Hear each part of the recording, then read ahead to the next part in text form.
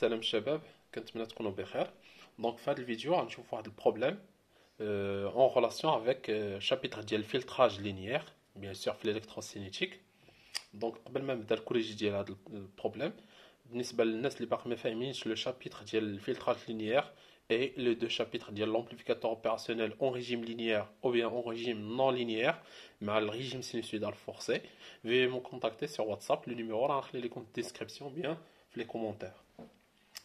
Alors on dit problème filtre d'ordre 2. Bien sûr, on a fait le cours de filtrage. بالنسبة les filtres d'ordre 2, on a trois types de filtres. Normalement, on a quatre types de filtres. Filtre passe-bas d'ordre 2, filtre passe-haut d'ordre 2, filtre passe-bande d'ordre 2 et filtre coupe-bande d'ordre 2.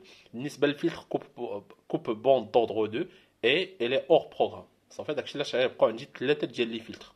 Donc, puisque le filtre c'est un filtre d'ordre 2, soit il y a un filtre passe-bas, ou bien filtre passe-haut, ou bien filtre passe-bande. Alors, la première question, on place en série avec une résistance R qui est égale à 1 kΩ, une capacité C qui est égale à 1 microfarad, en parallèle avec, bien sûr, une bobine d'inductance L qui est égale à 30 milliohms. La première question, établir la fonction de transfert de ce filtre, H bar qui est égale à la sortie sur l'entrée, donc US bar sur UE bar, en fonction de L, C, R et oméga. Alors, en général, les problèmes du filtrage, qui est la question est déterminer la nature du filtre de manière qualitative. On a deux méthodes pour déterminer la nature du filtre, soit à partir de la fonction de transfert, et l'un dit la fonction de transfert, je peux déterminer la nature du filtre. Parfois, quand je dis l'expression de la fonction de transfert, qui est déterminer la nature du filtre. Dès le départ, la première question, donc on a un la question déterminer la nature de ce filtre de manière qualitative. Donc, je vais dire l'étude du circuit en basse fréquence et en haute fréquence. D'accord? Donc, en basse fréquence, bien sûr, on travaille en notation complexe. On dit la tension d'entrée, UE bar, R, la résistance reste telle qu'il est. La bobine, on remplace la bobine par l'impédance ZL et le condensateur par l'impédance ZC. Et la sortie, il est pris aux bornes de ZC.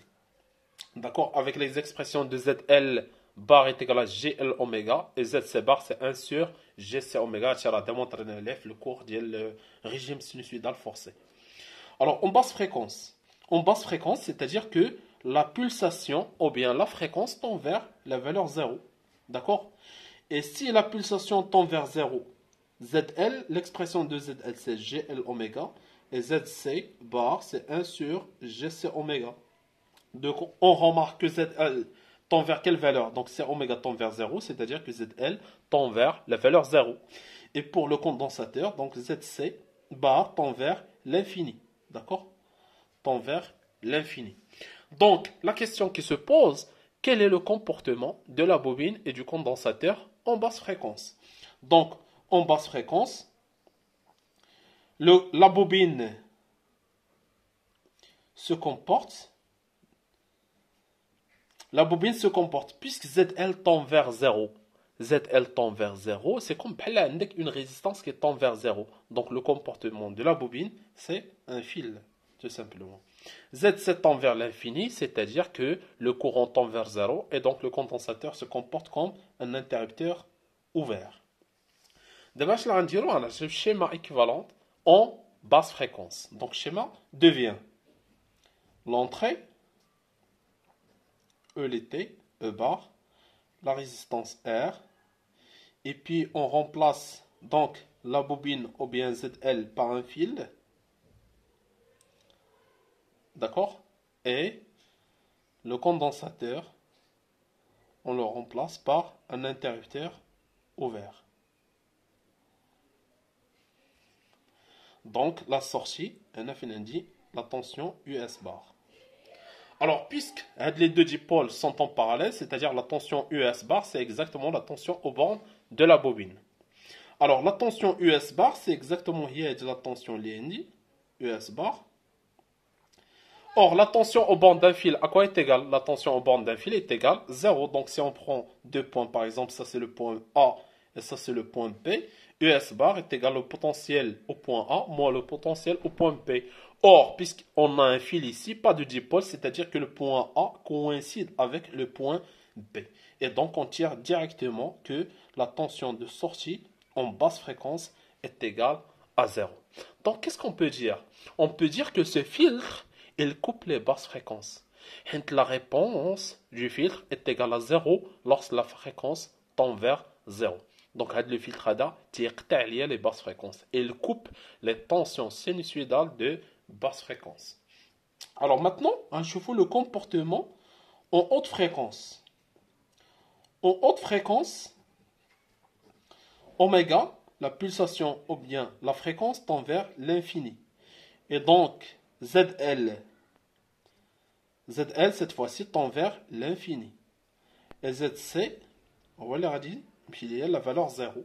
Et donc, le comportement de la bobine se comporte cette fois-ci comme interrupteur ouvert et le condensateur se comporte comme un fil.